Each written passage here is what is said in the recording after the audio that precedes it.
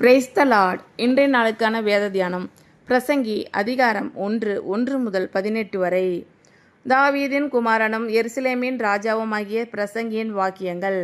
மாயை மாயை, எல்லாம் மாயை என்று பிரசங்கி சொல்லுகிறான். சூரியனுக்கு கீழே மனுஷன் படுகிற எல்லா பிரயாசத்தினாலும் அவனுக்கு பலன் என்ன? ஒரு சந்ததி போகிறது, மறு சந்ததி வருகிறது. பூமியோ என்றைக்கும் நிலைத்திருக்கிறது. சூரியன் உதிக்கிறது, சூரியன் அஸ்தமிக்கிறது. தான் உதித்த இடத்திற்கே அது திரும்பவும் தீவிரிக்கிறது. காற்று தெற்கே போய் வடக்கேயும் சுற்றி சுழன்று சுழன்று அடித்து தான் சுற்றின இடத்துக்கே திரும்பவும் வரும். எல்லா நதிகளும் சமுத்திரத்திலே ஓடி விழுந்தும் சமுத்திரம் நிரம்பாது. தாங்கள் உற்பத்தியான இடத்திற்கே நதிகள் மறுபடியும் திரும்பும். எல்லாம் வருத்தத்தினால் நிறைந்திருக்கிறது, அது மனுஷரால் சொல்லி முடியாது.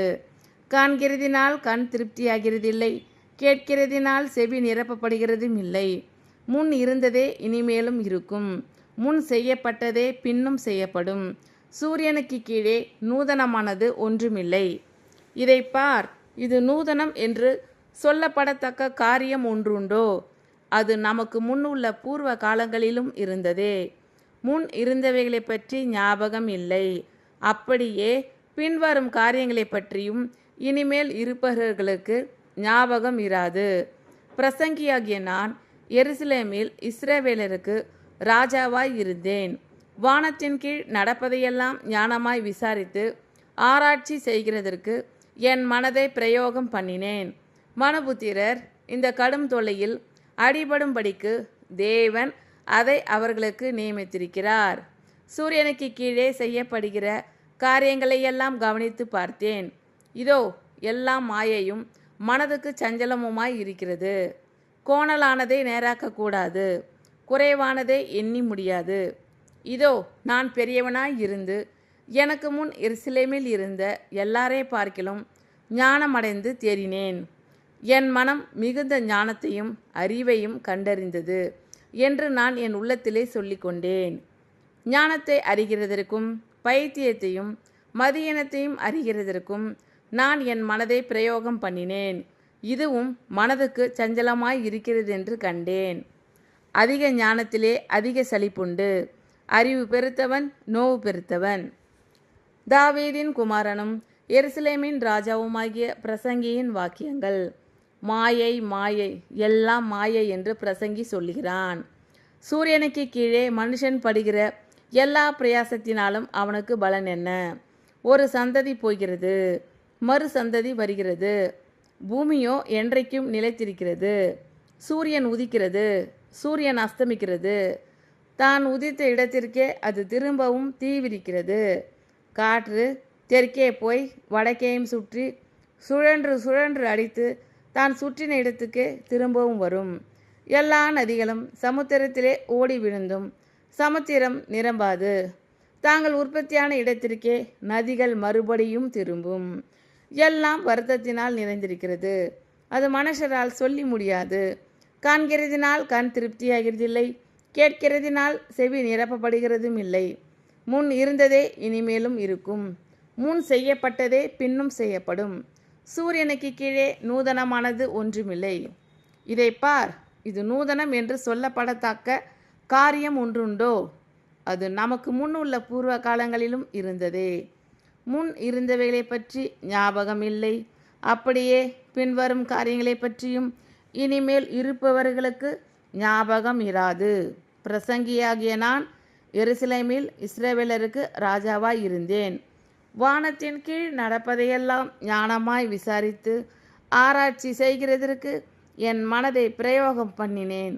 மனுபுத்திரர் இந்த கடும் தொல்லையில் அடிபடும்படிக்கு தேவன் அதை அவர்களுக்கு நியமித்திருக்கிறார். சூரியனுக்கு கீழே செய்யப்படுகிற காரியங்களை எல்லாம் கவனித்து பார்த்தேன். இதோ எல்லாம் மாயையும் மனதுக்கு சஞ்சலமுமாய் இருக்கிறது. கோணலானதை நேராக்கக்கூடாது, குறைவானதை எண்ணி முடியாது.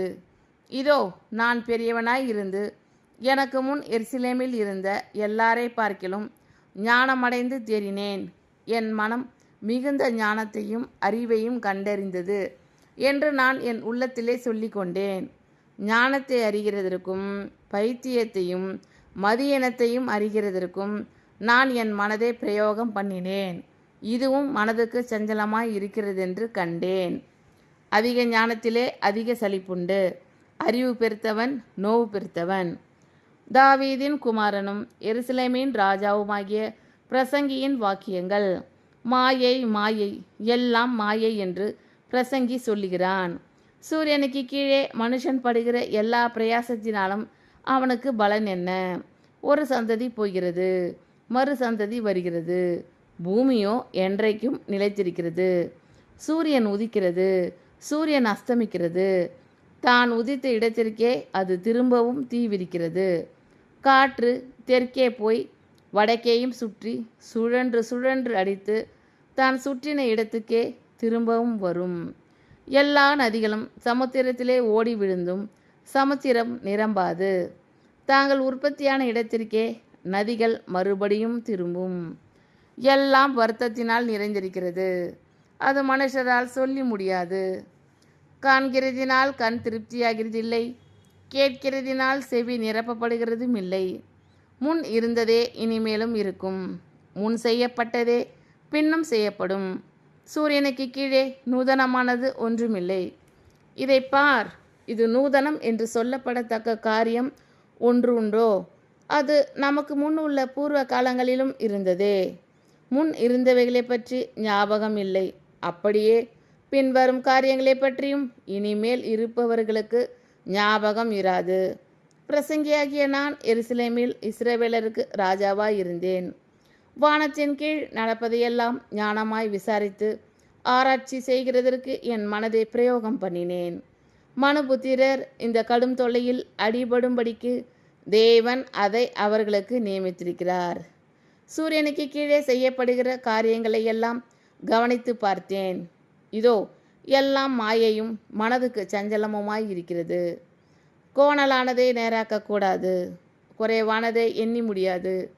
இதோ நான் பெரியவனாய் இருந்து எனக்கு முன் எருசலேமில் இருந்த எல்லாரை பார்க்கிலும் ஞானமடைந்து தேறினேன். என் மனம் மிகுந்த ஞானத்தையும் அறிவையும் கண்டறிந்தது என்று நான் என் உள்ளத்திலே சொல்லி கொண்டேன். ஞானத்தை அறிகிறதற்கும் பைத்தியத்தையும் மதியனத்தையும் அறிகிறதற்கும் நான் என் மனதை பிரயோகம் பண்ணினேன். இதுவும் மனதுக்கு சஞ்சலமாய் இருக்கிறதென்று கண்டேன். அதிக ஞானத்திலே அதிக சலிப்புண்டு. அறிவு பெருத்தவன் நோவு பெருத்தவன். ஆமீன். Thank you Lord. கர்த்தர் உங்கள் அனைவரையும் ஆசீர்வதிப்பாராக. God bless you all.